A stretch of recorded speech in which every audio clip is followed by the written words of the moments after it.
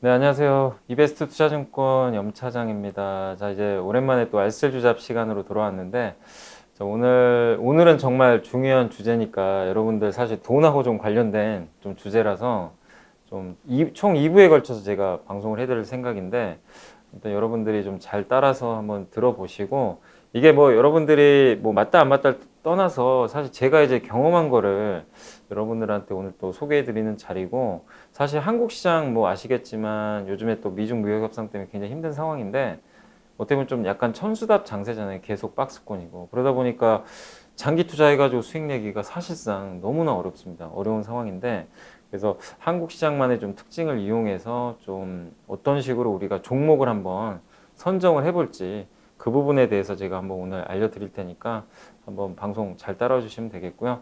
뭐 여기 이제 제목 나와 있는 대로 시장이 좀 달리 보인다. 뭐 제가 이벤트와 주가라고 말씀드렸는데, 정말 그 어떤 주가에 임팩트를 줄 수 있는 그 이벤트가 정말 중요합니다. 특히 한국 시장 너무나 그게 중요하기 때문에, 이게 호재든 악재든 사실 한 방향으로 이벤트가 발생을 하면 주가 급격히 쏠려버리기 때문에 그 부분 좀 설명을 해드릴게요. 자, 천천히 한번 보도록 하겠습니다. 이 주가 상승에 제가 이제 세 가지 요소라고 여기 적어놨는데, 밸류에이션, 모멘텀, 수급입니다. 그러니까 이 세 가지 요소가 뭐 다 좋으면 정말 주가 엄청난 급등이 나올 거고, 이 중에 사실 뭐 한두 가지만 있어도 주가에 영향을 주게 되는데, 이제 밸류에이션이라는 건 시장에서 평가하는 그 회사의 가치죠. 가치인데 이제 할증도 하고 할인도 하는데, 이게 사실은 좀 어떻게 보면 시장이 좋을 때, 뭐 글로벌 경기가 좋고 막 이럴 때는 할증을 또 많이 받아요. 또 어떤 업황이 좋을 때는 그 굉장히 높은 또 가치를 밸류에이션을 받게 되는데, 만약에 뭐 예를 들면 화장품 같은 것도 사실 우리나라 화장품 회사도 예전에 2016년도 15년도에 엄청나게 높은 밸류에이션을 받았잖아요. 중국에서 고성장을 하다 보니까. 근데 지금은 할인을 좀 많이 받아요. 중국 업체들이 막 약진을 하고, 또 중국에 대한 뭐 사드 리스크가 있다 보니까, 그때 뭐 예를 들면 PER 30배를 줬다면 이제 화장품에 대해서 30배도 비싸다는 시각들이 굉장히 많습니다. 이게 상황이 바뀌다 보니까. 그래서 밸류에이션 같은 경우는 할증이냐 할인이냐에 따라서 주가 흐름이 좀 달라질 수 있다는 거 염두에 두시면 되겠고, 두 번째가 이제 오늘 사실 드리고 싶은 게 모멘텀인데, 한마디로 상승 재료예요. 이벤트, 뭐 하락 재료가 될 수도 있겠죠. 그래서 이벤트라고 보시면 되겠고, 주가에, 그러니까 개별 기업 아니면 뭐 시장에 영향을 줄 수 있는 거는 여러 가지 다양한 재료들, 이게 중기 재료일 수도 있고 단기 재료일 수도 있는데, 그런 재료들을 좀 말씀드리고 싶고요. 세 번째는 수급입니다.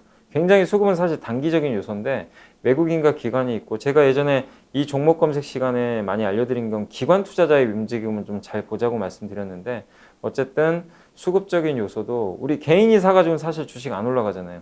외국인이나 기관이 사야 되는 거니까, 이런 부분들이 가미가 됐을 때 뭐 주가 움직임이 나오니까, 그래서 결국 밸류에이션, 모멘텀, 수급 세 가지의 어떤 이제 상승 요건들이 있는데, 이 중에서 오늘 말씀드릴 거는 모멘텀입니다. 그래서 이벤트 한번 제가 설명해 드릴게요. 제가 이제 오늘 제가 그 찍는 이 날짜가 오늘이 이제 2019년도 5월 말 정도 됩니다. 거의 이제 막바지에 다다르고 있는데, 제가 올해 초부터 계속해서 메모를 해놨어요. 이 강의를 해드리기 위해서 이 데이터들을 좀 모아왔는데, 그걸 차근차근 설명해 드리겠습니다. 자, 첫 번째 이제 예시예요. 그래서 예시 보시면 중국이 지준율 이란을 했어요. 여기 날짜 보이시죠? 1월 6일 날. 지준율이라는 거는 이제 한마디로 이제 그 그러니까 한마디로 이제 은행들이, 이제 중앙은행에다가 돈을 예치를 하잖아요. 일정 부분 무조건 예치를 하게 되는데, 그걸 이제 뭐 예치를 했을 때 거기에 관련된 이제 그 금리를 지급 준비율이라고 합니다. 지급 준비를 하는데, 이 지준율을 인하를 했다는 건 뭐냐면, 중앙은행이 그 은행들한테 주는, 그러니까 맡긴 돈에 대해서 이자를 지급하잖아요. 이자율을 낮춘 거죠. 그럼 은행들이 봤을 때는 이자가 줄어드니까, 은행들 입장에서는 한마디로 차라리 여기에 돈을 맡기는 것보다는 그 중앙은행에서 돈을 빼가지고 뭐 일반 뭐 민간 대출을 한다든가 기업들한테 대출을 하는 게 더 이득일 수 있거든요. 그래서 지준율이 인하했다는 거는 경기를 사실 부양시키는 하나의 금리 인하 좀 비슷한 정책이라고 보시면 돼요. 근데 중국이 갑작스럽게 올 초에 지준율이 인하를 해버렸습니다. 이거 아무도 예상을 못 했거든요. 근데 그때 제가 주말에 사실 뉴스들을 좀 보고 있었는데, 갑자기 저 뉴스가 뜬 거예요. 그래서 이제 관련 내용들을 막 살펴봤어요. 갑자기 뜬 거예요. 왜냐하면 지준율을 인하했다는 거는 이게 우리나라 경기 민감주들 많잖아요. 조선, 화학, 철강, 기계, 건설 같은 이런 경기 민감주들이 사실 중국 지준율 인하했을 때 상당한 예전에도 주가 퍼포먼스가 막 나왔거든요. 근데 그 당시에 1월 초에 올 초에 뭐 주가 기억하시는 분들 아시겠지만 화학, 뭐 철강, 조선주 할 거 없이 엄청난 폭락장이었습니다. 그냥 종목들이 신저가를 막 갱신하는 그런 구간이었어요. 그러니까 상당히 안 좋았는데 이런 뉴스가 나왔다는 거는 뭔가 이벤트가 떴다는 거죠. 그래서 투자분들은 긴장을 하셔야 돼요. 이게 뭔가 좀 바뀌고 있구나. 그래서 제가 실제로 또 주말에 나온 증권사 보고서를 찾아봤어요. 찾아봤더니 중국 지준율 인하 뉴스 이후에 이런 보고서가 있었습니다. 대련 선물 거래소에서 이 화학 제품 가격이 갑자기 폭등을 한 거예요. 그러니까 우리가 쉬고 있는 주말 동안에 그럼 화학주들이 이거 뭔가 좀 단기간에 움직일 수 있겠구나. 이거를 이제 캐치를 하셔야 됩니다. 실제로 이 대한유화라는 종목인데 이 보시면 이때 주가가 이 작년 9월 달에 19만 원 하던 회사가 13만 3천 원까지 지준율 인하 전까지 주가가 계속 하락하고 있었어요. 신저가. 근데 이제 그 주말 지나서 지준율 인하 이제 첫 거래일입니다. 지준율 인하가 뜨고 나서 아침부터 갭상승이 나온 거 보이시죠? 바로 갭상승이 크게 나와서 그날 주가가 한 10% 가까이 폭등을 해버립니다. 그리고 나서 어떻게 됐느냐?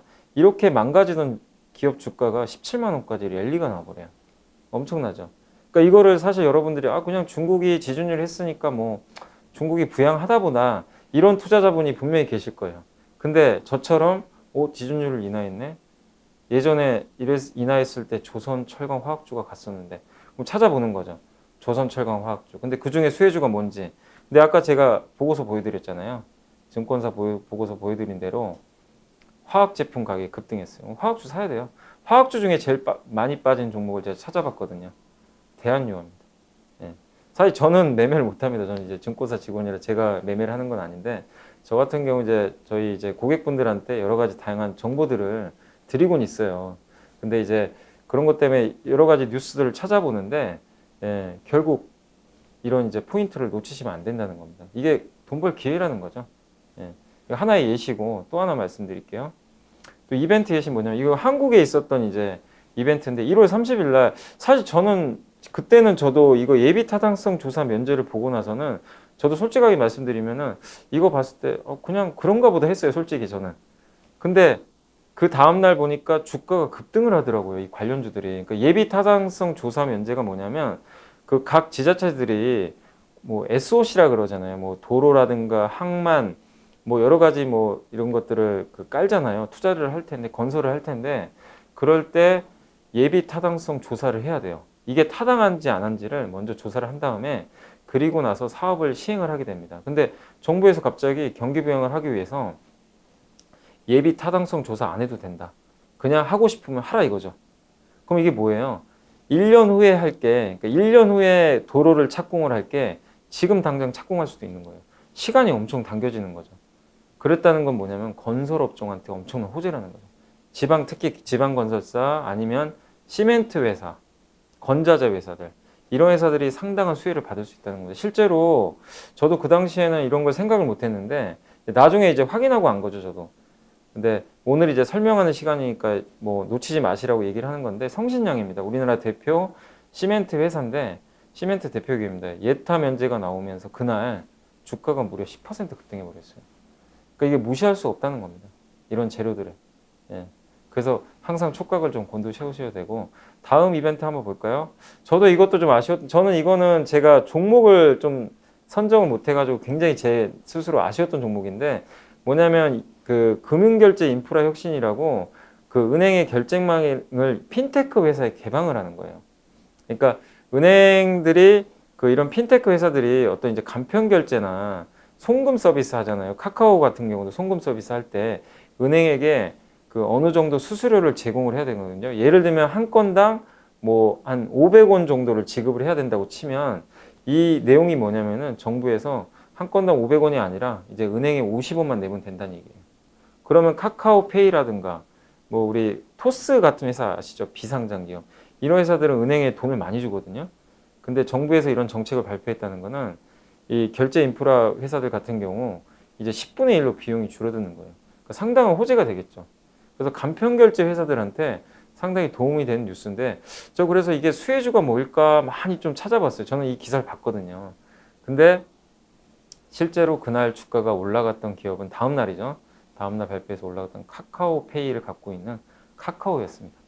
예. 근데 저는 이제 너무 시총이 크다 보니까 이 종목이 과연 주가 급등할 수 있을까 고민을 좀 상당히 많이 했는데 그러나 역시 움직이더라고. 이 무거운 종목이 그날 주가가 날아가 버렸어요. 근데 그날만 간 게 아니라 일주일 내내 올랐습니다. 예. 한 10% 그냥 순간적으로 올라간 거예요. 카카오라는 기업에 대해서 그 당시에 아무도 관심이 없었어요. 무겁고 이게 뭐 모멘텀이 있나? 실적은 안 좋죠. 도대체 뭐 지금 최근에 뭔가 좀 하는 것 같은데 O2O 서비스도 잘 안 되는 것 같고 뭐 그 카카오 택시하고 택시 기사들하고 또 싸우는 모습도 자꾸 나오고 그랬는데 이 뉴스 하나로 주가가 이렇게 큰 폭으로 올라 버렸습니다. 예. 그러니까 이게 정말 무시할 수 없다는 그런 재료들이 나온 거죠. 자, 그리고 이제 오늘 그 첫 번째 제가 2부에 걸쳐서 할 텐데 오늘 이제 첫 번째 시간 마지막인데요. 요건 천궁 아시죠? 천궁이 이제 미사일이잖아요. 이제 유도 미사일인데 이게 아마 오발 사고 나가지고 천궁이라는 거는 LIG 넥스원이라는 기업이 만듭니다. 근데 이게 오발 사고가 나서 그때 LIG 넥스원 주가가 급락을 했어요. 근데 저도 이제 다음날 그러니까 제가 그날 저녁에 우연히 그 뉴스를 보는데 TV 뉴스를 틀었는데 갑자기 천궁 유도탄 비정상 발사는 정비사의 실수다. 정비사의 실수란 건 뭐예요? LIG 넥스원이 무기는 잘못 만든 게 아니라는 거죠. 정비사가 잘못한 거예요. 그렇다는 얘기는 이것 때문에 주가가 빠졌던 회사가 다시 정상으로 복귀해야 된다는 얘기죠. 그러니까 LIG 넥스원한테는 그날 저녁에 뉴스가 좋은 호재가 나온 거예요. 실제로 다음날 주가가 급등을 했습니다. 천궁사고 정비사 실수란 뉴스가 나오고 다음날 아침부터 주가가 급등해서 당일에 무려 9%이 무거운 주식이 하루에 9%나 올라버렸어요. 예. 이런 기회를 여러분들 놓치시면 안 되시겠죠. 그러니까 물론 이제 여러분이 하실 거는 이런 뉴스들에 대해서 계속 필터링도 하시고 찾아보셔야 된다는 좀 그런 좀 수고로움도 있지만 돈을 벌기 위해서는 이 정도 하셔야 되잖아요. 그래서 이런 그 제가 이벤트 예시 몇 개 좀 해드렸는데 뭐 제가 일단 1부는 여기서 마치고 2부에 조금 더 뭐 나머지 부분들 설명해드리면서 좀 계속해서 이 부분 이어가도록 하겠습니다. 자, 1부는 여기서 마치겠습니다.